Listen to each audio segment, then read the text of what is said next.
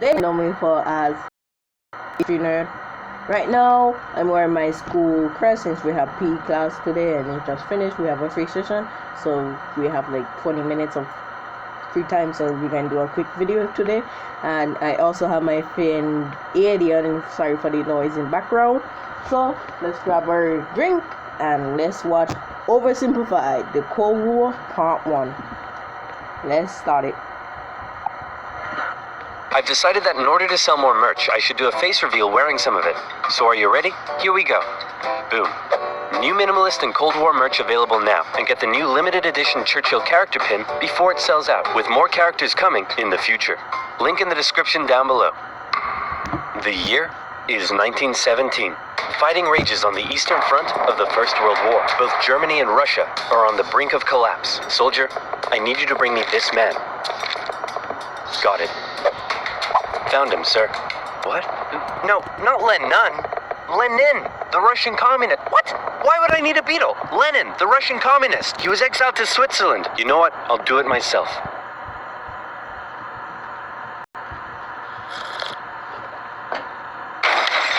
Who wants to start a revolution?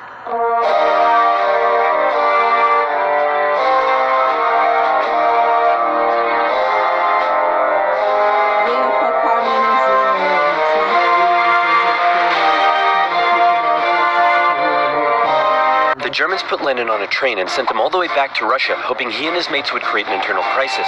And create an internal crisis they did. The government was overthrown, and Lenin was in charge. He immediately pulled out of the First World War, made the country communist, started a 3-year-long civil war, got shot, broke the economy, caused a famine, and then he died.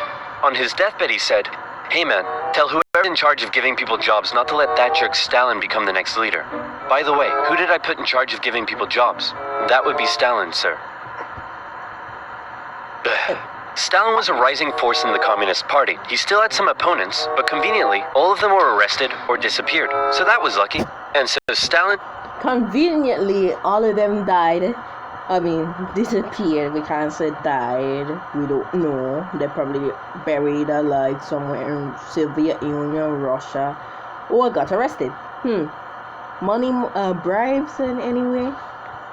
Took over. He implemented his 5-year plans, which transformed the country from an agriculture-based economy to an industrial one. And like Lenin before him, he reigned with terror. Anyone who dared criticize or oppose him would either be killed or left to rot in the horrendous Soviet work camps. Then a short man with a silly mustache tried to take over the world, punched the Russians all the way to Moscow, and then the Russians, with some help from their faithful ally, the Winter, punched them all the way back to Berlin.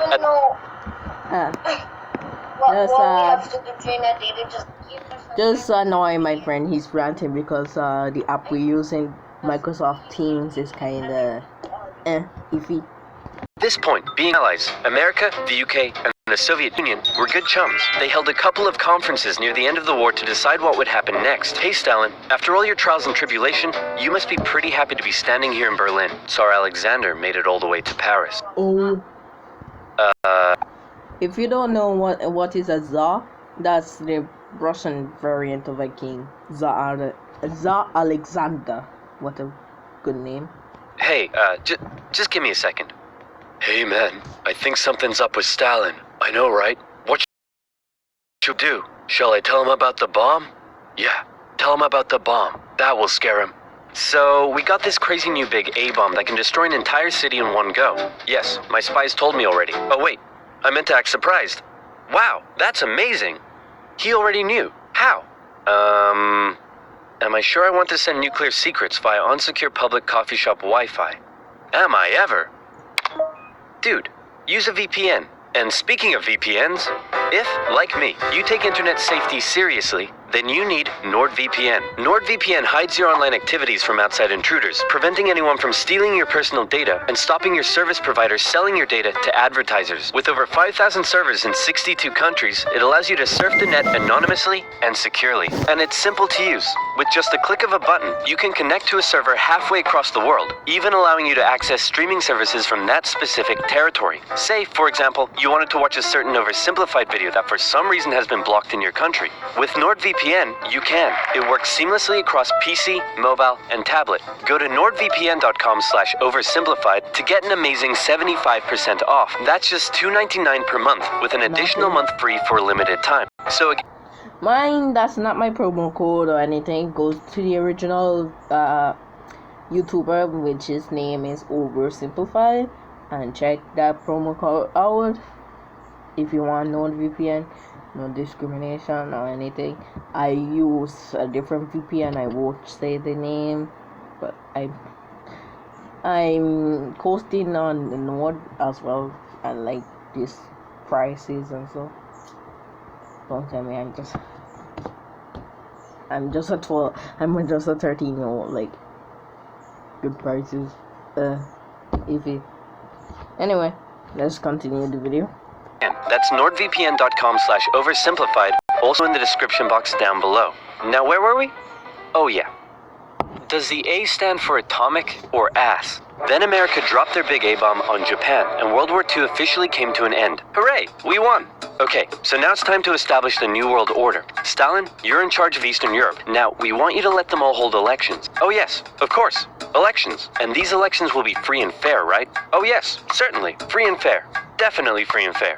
Communist, communist, communist, communist, communist, communist. If that's not free and fair, I don't know what is. Throughout Eastern Europe, Soviet puppet governments were established as a buffer zone between the USSR and the West, with Churchill proclaiming an Iron Curtain had descended across the continent. The relationship between the old allies was deteriorating fast. Over the next few years, the British intervened in the Greek Civil War to prevent a communist takeover. In Turkey, the Russians began demanding more control of Turkey's sea access routes, which prompted the US to send their largest battleship to Turkey for a friendly visit. After World War II, Iran was now occupied by both the Soviets and the British, with an agreement to both pull out once the war was over. The British pulled out. Stalin was like, you know what? I think I might stick around. All in favor of kicking Russia out of Iran?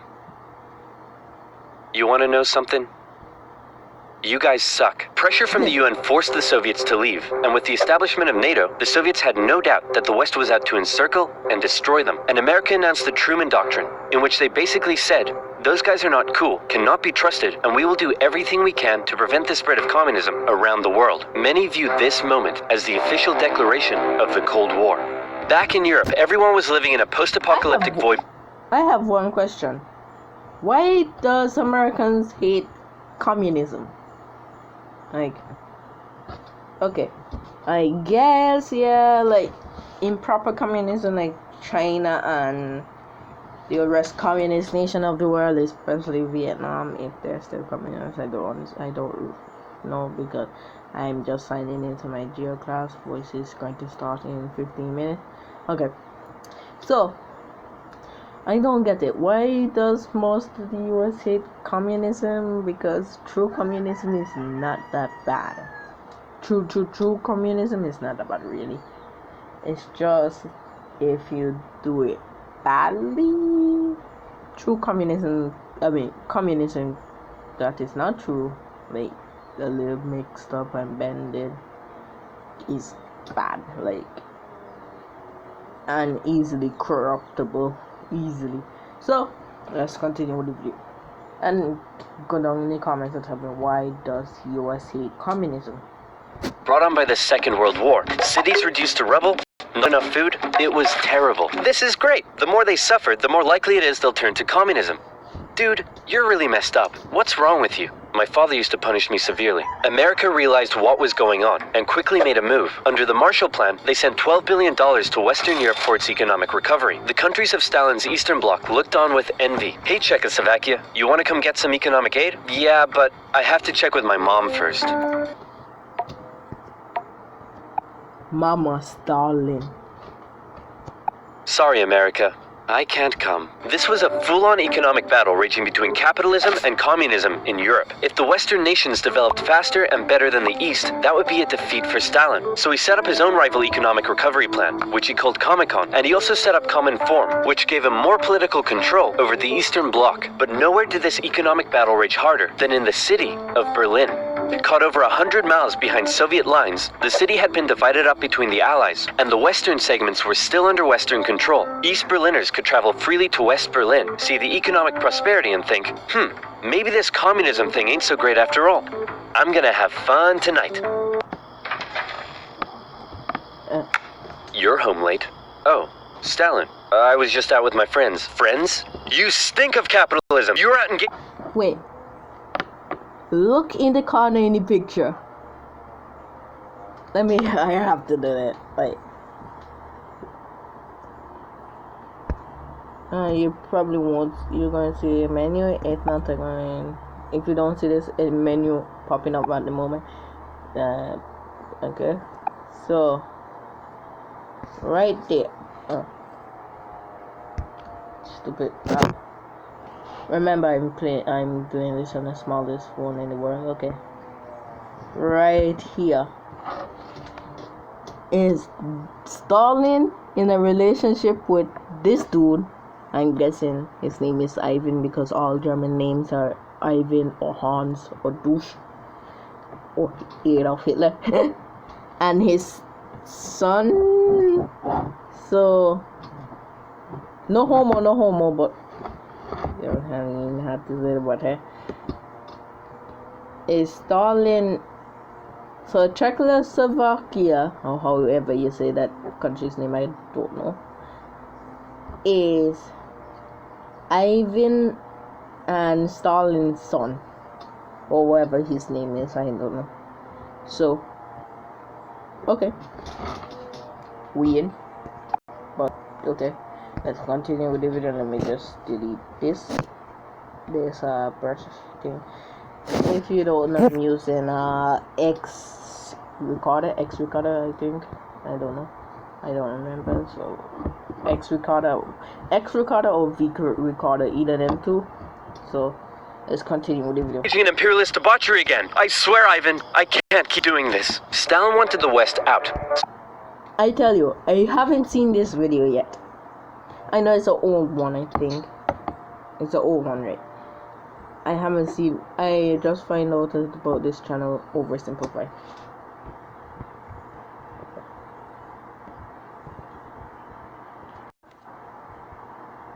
Yeah, I just found out about this channel. So he said, hey, guess what? I'm blockading all of your supplies to West Berlin. What are you going to do about it? I suppose we'll just fly the supplies in.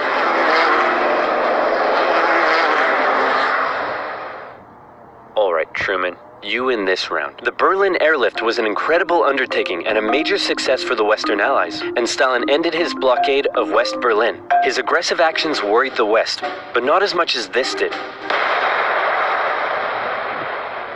The Soviet Union had developed their very own atomic bomb. The USA no longer had a nuclear monopoly. The world now knew that if a major war broke out between the two superpowers, it would be more destructive than anyone could imagine. So it was comforting when Stalin came out and said that war between the Soviet Union and the West was unlikely. Oh, wait, inevitable. He said it was inevitable. Hey, you know who I haven't checked in on in a while? My good friend China. Whoa, what happened to you? What happened to them was a full-blown civil war that had been going on since 1927. The People's Liberation Army, under the leadership of Mao Zedong, successfully defeated the Republic of China, who fled to Taiwan. The now communist China and the Soviet Union signed a mutual defense treaty. This was terrible news for the West. But wait, there's more. After the Second World War, Korea was divided along the 38th parallel. In the north, the Soviets set up a communist regime. In the south, America set up an anti-communist regime. Both were led by very sweet-looking old men, but don't let that deceive you. They were both ruthless dictators, and both dreamed of reuniting Korea under their own regime. Now that he had the bomb, Stalin was feeling a little more cocky, and he finally gave Kim permission to attack. The North launched a surprise invasion of the South on June 25, 1950. With Soviet aid, the North Koreans steamrolled through, taking Seoul in just 3 days and replacing one ruthless dictator with another. The UN were freaking out and quickly created an emergency force made up of troops from 16 countries to defend the South. The West still held Busan and made landings at Incheon near Seoul. They pushed the North Koreans out of Seoul, replacing the ruthless dictator that had replaced the first ruthless dictator with the same ruthless dictator that had previously been replaced by the new ruthless dictator. And the West then continued all the way up the Korean peninsula. At this point, China was getting worried that the UN may just keep going. The US had sent this guy to lead the operation. After winning the Pacific theater of World War II, General Douglas MacArthur's head was big, and his balls were bigger. He reassured President Truman that there was absolutely no way at all that the Chinese would ever get involved. Meanwhile, 500,000 Chinese troops were crossing into Korea. Nuke 'em. No, Nuke 'em. No. Ah, come on. You're fired. The US considered the nuclear option, but now that the Soviets also had the bomb, they didn't want to risk all-out global destruction. The communists pushed the West right back almost to the exact same spot they had all started from, and they ended up in a stalemate, where they remained until both sides finally agreed to work towards a peace settlement in 2018. Back in America, Americans decided they wanted a new president who would be tough on communism, so they elected famed World War II General Eisenhower, who was really hard to draw. It's 1953. Hey Stalin, how you doing? Oh, he's dead. He had a cerebral hemorrhage and his reign of terror kinda came back to bite him in the ass because he had imprisoned all of his best doctors and those that were left were too terrified to treat him. The new leader, Nikita Khrushchev, called a meeting and said, "Hey guys, you know how Stalin was imprisoning and murdering us all for doing basically nothing? Yeah, he was kind of a jerk." I'm really not sure how this is news to you. Khrushchev went on a campaign of de-Stalinization. Statues of Stalin were taken down, Stalingrad was renamed, and Khrushchev announced that he wanted the Soviet people to be happy and would allow greater freedom in the Soviet Union. So how did that work out? Well, an uprising in East Germany was brutally suppressed, a revolution in Hungary was brutally suppressed, and demonstrations in Poland were brutally suppressed.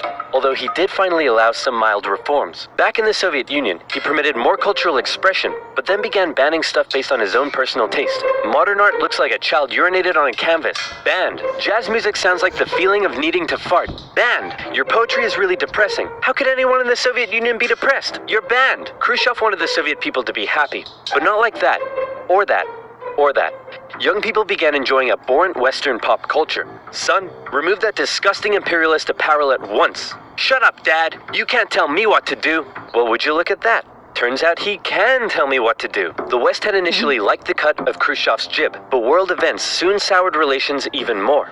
The two sides were spying on each other a whole lot throughout the Cold War. The KGB had spies and informants in nearly every aspect of Western life and government, so much so that whenever the US tried to send spies into the Soviet Union, the KGB were usually ready to arrest them on the spot. Members of the Manhattan Project aided the Soviet Union in acquiring the bomb. Some American officials believed they were on the wrong side. I'll sell you 3 secrets for $5 million. Okay.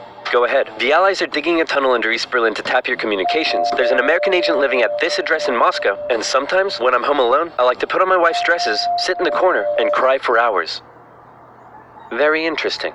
In America, fear took hold during the Red Scare and the McCarthy trials. American values imploded as fear of communism collided with freedom of thought and expression, and communist kind of became a buzzword thrown around to describe anything people didn't like. Hollywood? Communist. Your next door neighbor's dog?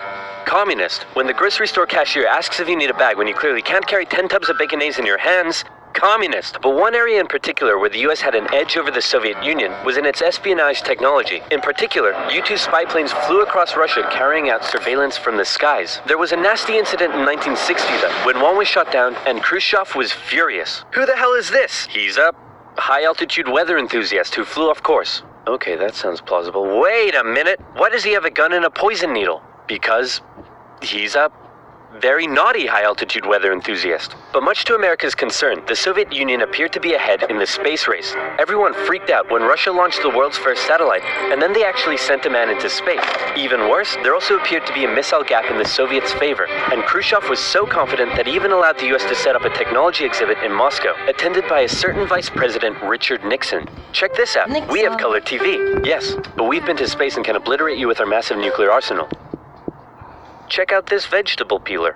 Tensions increased further when both sides upgraded their atomic bombs to hydrogen bombs, and after West Germany was allowed to join NATO in 1955, Khrushchev set up the Defensive Warsaw Pact, strengthening the military ties between the Soviet Union and its satellite states. In 1960, Americans decided they wanted a new president who would be tough on communism, so they elected John F. Kennedy. The Soviet Union was advancing its technology, but it was also bleeding its coffers dry, and all of the money was going towards the military, not the people. Life under communism was still as hard as ever, and Berlin remained a thorn in the Soviet side. The contrast between the economically prosperous West and the struggling East was clearer day by day, and East Berliners were still able to freely travel to the West. Now, many of them were deciding to stay there. Millions defected to West Germany via West Berlin, causing Eastern factories to lose workers and taking a heavy toll on the economy. Soviet leaders decided this couldn't continue any longer. First, Khrushchev tried this: leave West Berlin, or else. Or else what?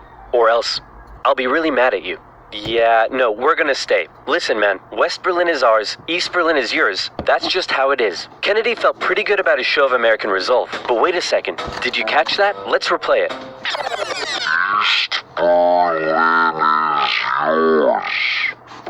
Kennedy just told Khrushchev that the USA wouldn't interfere in what the Soviets did with their section of Berlin, so Khrushchev came up with a new idea. We're gonna build a wall, and it's gonna be a big, beautiful wall, and it's gonna keep out all the Mexicans. No, sir, that's wrong. It's gonna keep in these Berliners. Oh, sorry. It's gonna keep in all the Mexicans. On August 13th, 1961, Berliners woke up to find their city divided into two, with barbed wire and guards blocking the border between east and west. Over time, a wall was constructed throughout the city. Families were torn apart. Thousands would risk their lives escaping over the wall, and hundreds would die trying. To the despair of Berliners, the West were unable to do anything about it, but the wall did put on full display the failure of the communist system. As Kennedy said, democracy is not perfect, but we have never had to put a wall up to keep our people in. As part of the agreement between the two sides, US diplomats were still allowed to travel to East Berlin, but suddenly, East Berlin crossing guards started giving them the business, and Kennedy was like, nah-uh. In October, the US rolled tanks up to the crossing point at Checkpoint Charlie as a show of strength. The Soviets did the same, and the two were in a standoff. They stayed like that for 16 hours, and the world raced for nuclear Armageddon. Thankfully, though, Kennedy called Khrushchev directly and was like, hey man, this is getting way too hot. How about you back your tanks up by an inch and we'll do the same? Sounds good. Okay, how about you back your tanks up by another inch and we'll follow suit? Alright, hey, you want to do another inch? And they both very slowly inched away from the apocalypse. Phew, let's hope that's the biggest crisis of my presidency. It wasn't.